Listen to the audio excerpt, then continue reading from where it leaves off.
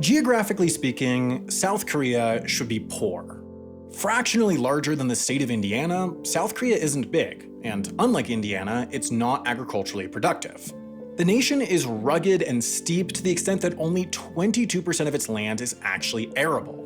Worse still, this rocky disposition doesn't make up for its agricultural shortcomings through any sort of mineral wealth. South Korea has coal, but not much, as it ranks 49th globally in proven reserves, far behind even its dirt-poor neighbor to the north. And perhaps most problematic is the fact that the country's 81st in the world in natural gas reserves and is tied dead last in oil with none at all. And all of these are only the domestic challenges. Zoom out from the Rocky Peninsula, and the region's a who's who of past and present powerhouses. Squeezed through history by empires around it and limited natural resources, South Korea should be poor. But it's not. It's rich. By nominal GDP, South Korea has the 10th largest economy in the world, a fact that has much to do with a single company. Before there was a Republic of Korea, and before there was a war to define the economic doctrine of Korea, there was a grocery trading shop in the southern city of Daegu that dealt in fish and noodles and went by the name of Samsung. While the shop's owner, Lee Byung-chul, couldn't have known it in 1938, his business would soon serve as the backbone of one of the most dramatic economic transformations of the 20th century, what economists would come to call the Miracle on the Han River. Now, miracle is a bit of a misnomer. Ultimately, what took South Korean GDP from here to here on a 100-fold growth over 40 years was extraordinary, but also explainable. It was a function of successful long-term planning combining forces with savvy opportunists. It was also, in part, a function of the fact that in 1950, South Korea nearly ceased to exist at all. By August of that year, South Korean forces had little land left to defend after the communist North had taken all but this corner of the peninsula. From a southern perspective, it was the bleakest point in the war. But war, and South Korea's reversal of fortunes in the years that followed, created opportunity. In the midst of the Korean War's wreckage, Lee pivoted. In 1953, with leftover Japanese colonial assets selling for cents on the dollar, and much of South Korea's already meager industrial infrastructure in ruin, Lee launched Choi Jidang, a sugar refinery, then, in the year following, Choi Mojik, a wool mill, both under what could now be considered the Samsung Group. For Lee, it was a logical progression, as South Koreans desperately needed everyday products and food, while South Korea's first president, Syngman Rhee, had begun funneling international aid to allied industrialists in hopes of reducing reliance on imports. Rhee's government funded the construction of facilities and the importation of raw sugar for Lee's new projects, and soon, with few to compete with in a war-torn nation, and after a few timely expansions, the Samsung Group became the nation's fourth largest borrower. With cozy political connections and a stronghold over critical industry, the Samsung Group took off. In the years that followed, it acquired Ankook Fire and Marine Insurance and Chohung Bank, while also becoming a major shareholder in 4 other banks. Less than a decade after acquiring that first sugar refinery, Samsung was the peninsula's most powerful conglomerate, and Lee's net worth was estimated to represent 19% of all South Korean wealth. The company had burst into a massive success. The problem was, while South Korea had distributed Western recovery funds and done away with feudal land practices, South Koreans were still poor, and the country was still overwhelmingly agricultural and underdeveloped, issues that came to a head when the military overthrew Rhee's government in 1961. South Korea's economic rise began under a new leader, Park Chung-hee. With a laser-like focus on expanding industrial exports and maximizing South Korea's human capital, GDP growth shot skyward, only dipping under 9% annually on 3 occasions from 1963 to 1978. Driving this growth more than anything were the conglomerates. While Park had publicly stated plans of crushing Korean monopolies that rose through shady dealings in the post-war period during his rise to power, his presidency took a different approach. Rather than breaking the conglomerates up, he assigned them the exportation era's most critical task: getting Korean-made goods to the wider world. With the government providing cheap steel, a plethora of subsidies, lenient loans, and tax breaks to major manufacturers, the likes of Samsung, LG, Hyundai, and SK Group did just that, expanding vertically and horizontally. These family-controlled, government-aided corporate groups came to be known as chaebols, a term that entered common Korean parlance during the 60s and 70s as the institutions grew. In the 70s and 80s, chaebols dominated, pulling the South Korean economy up as they pushed their products out to the world. Samsung launched TVs, then semiconductors, then mobile phones for export. Hyundai sold cars on the international market, and LG opened up a factory in Huntsville, Alabama. Though South Korean citizens came to argue over the role of chaebols in politics and society, what wasn't up for debate was the remarkably positive impacts they had on everyday standards of life. Life expectancy doubled from 1950 to 1990, while infant mortality cratered to less than a tenth of what it was at the war's end. All the while, chaebols showed no sign of slowing. Through the turn of the century, South Korea's GDP continued to grow, and even with the death of Lee Byung-chul in 1987, Samsung continued to expand globally and dominate domestically under the guidance of his son, Lee Kyung-hee. Today, just 7 decades on from the company's prescient pivot, South Korea is Samsung, and Samsung is South Korea. For the average resident, it's a relationship with a corporation as deep as that with the government itself, perhaps best demonstrated through a single eye-popping statistic. Year after year, just about 20% of the entire nation's GDP is made up of Samsung Group revenue.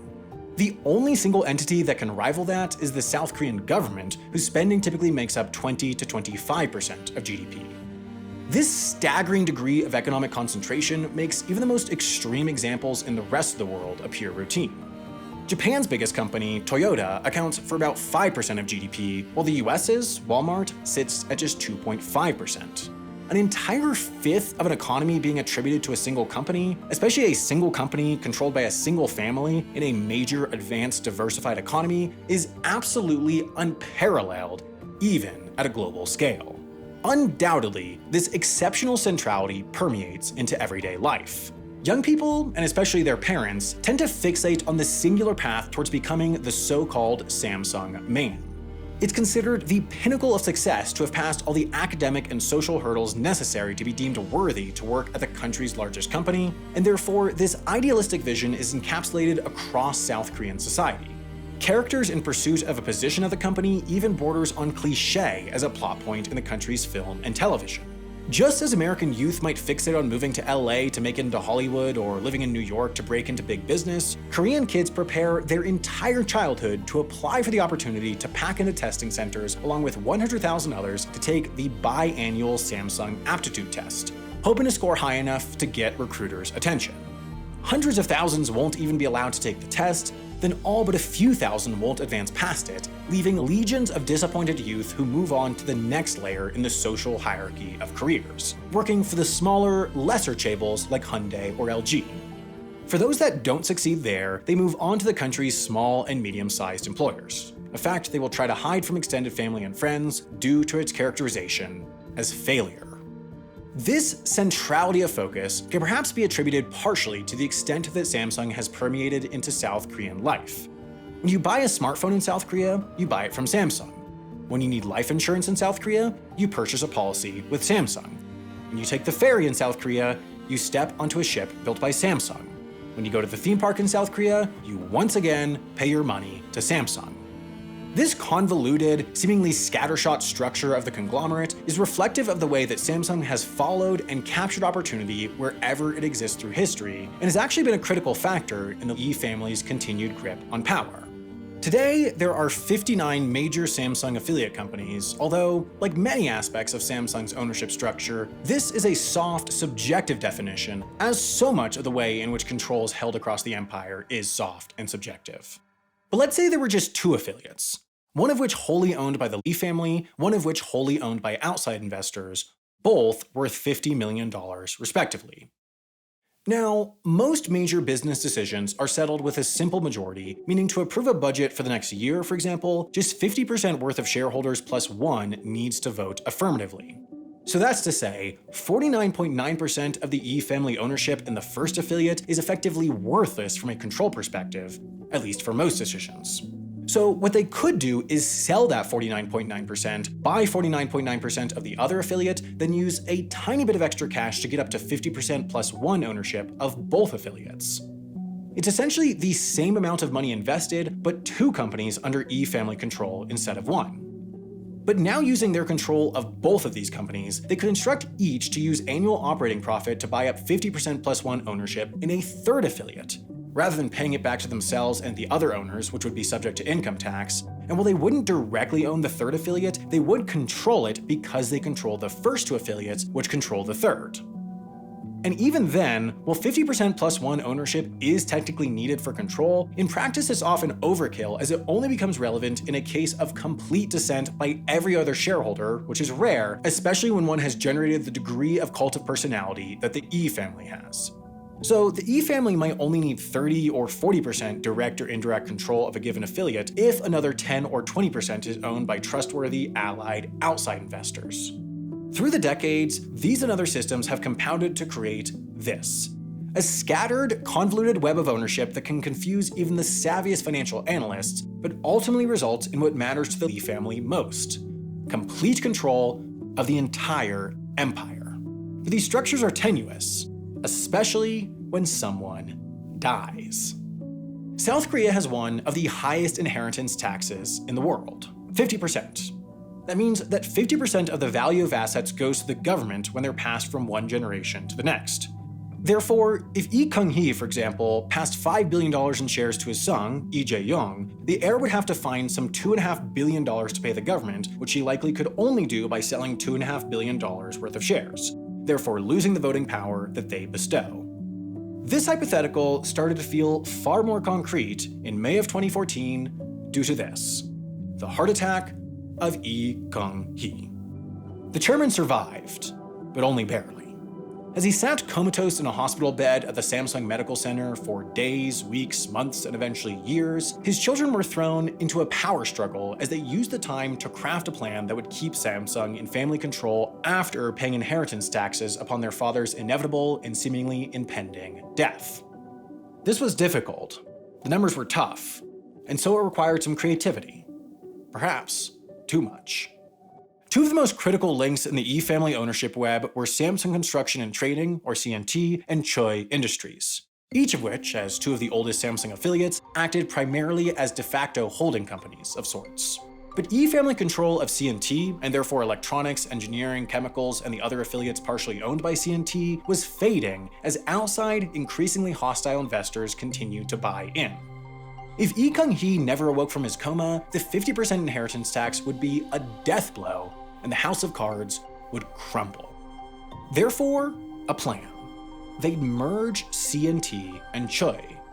While quantifying their control of each is difficult due to the extent of their soft, informal control, what's important to know is that control of Choi was much stronger than that of CNT, so what would make the restructuring productive for them would be if it overvalued Choi and undervalued CNT, so that post-merger, they'd effectively end up with more relative control over the new combined de facto holding company, and therefore more control over the entire empire without having spent a cent. So they proposed exactly that. An objectively bad deal. One CNT share would convert to 0.35 Choi shares. CNT shareholders, and specifically its largest, American hedge fund Elliott, started campaigning against the merger, arguing that Choi was objectively worth about $3.42 billion, but a merger ratio of 0.35 inflated its value to $4.08 billion, effectively gifting hundreds of millions of dollars in value to the E's straight from the pockets of CNT shareholders. It was an unbelievably good deal for the family, but they couldn't do it alone. Unlike most business decisions, which the E family could directly control through their de facto simple majority, mergers and acquisitions require supermajority approval of 2/3 of shareholders. They could get most of the way there themselves, but to push it over the edge, they needed to convince CNT shareholders to vote against their own interests. But there was one whale. The single largest outside shareholder, with 11.6% of ownership, was the South Korean National Pension Service, which was run by the Ministry of Health and Welfare, which was run by the South Korean government, which at the time was run by President Park Geun-hye.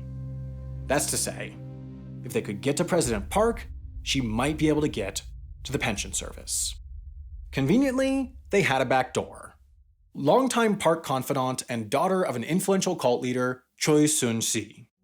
It was an open secret among South Korea's power brokers that Choi, despite holding no official position in Park's government, exerted deep influence over the president's decision-making. even to the extent of picking out outfits, editing speeches, and making specific policy propositions.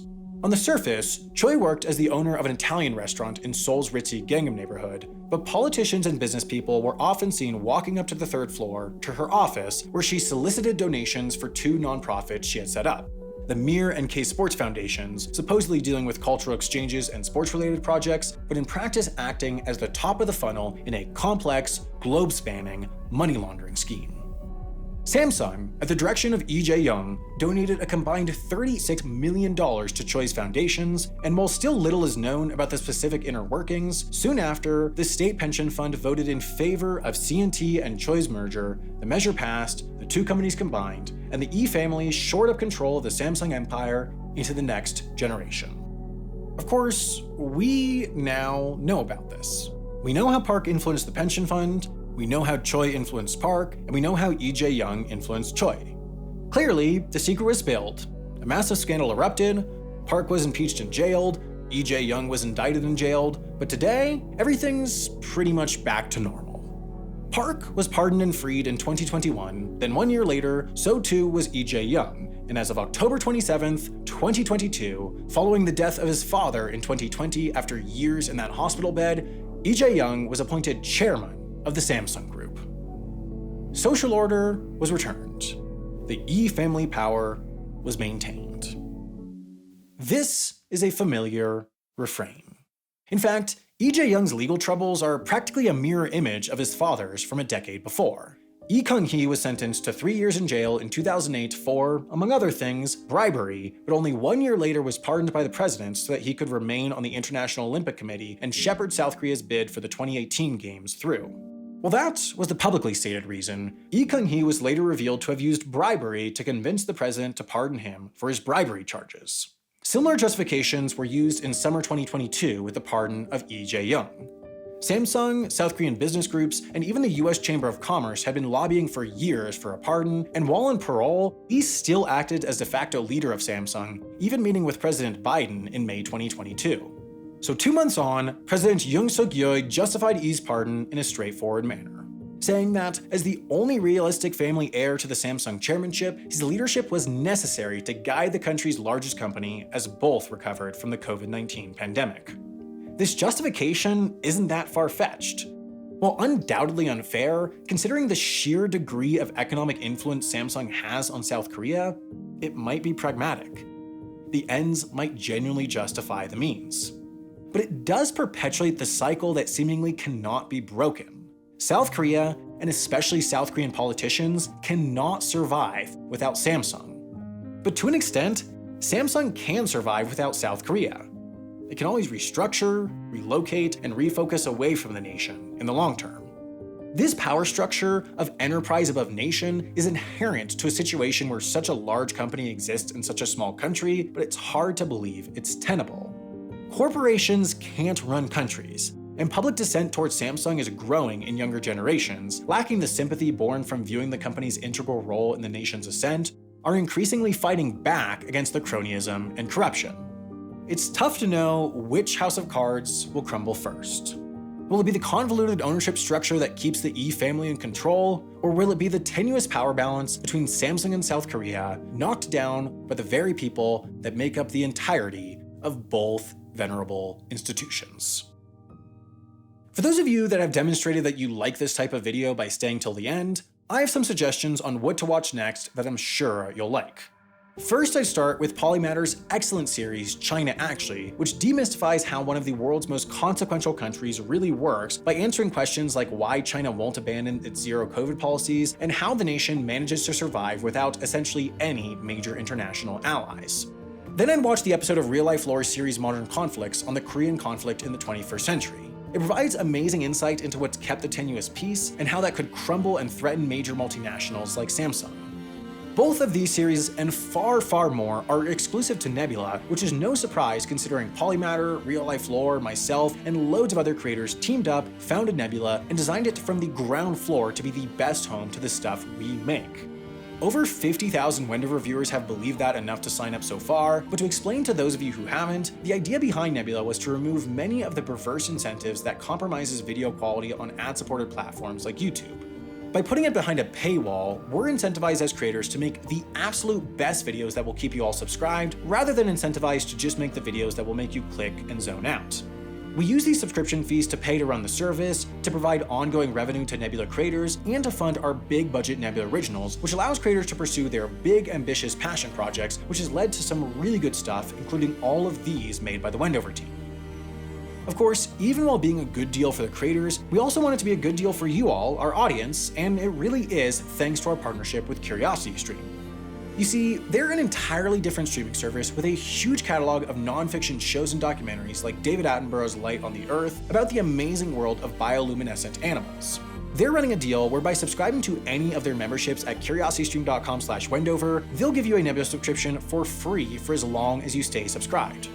They've even discounted their annual plan to under $15 a year, which means you get 2 streaming sites, both of which have great stuff that you'll actually watch, for less than you probably pay for a month of one of the big streamers. And even while doing that, you'll be helping support hundreds of independent creators that you probably already watch. So click the button on screen or head over to curiositystream.com/Wendover to sign up, and thanks in advance for your support.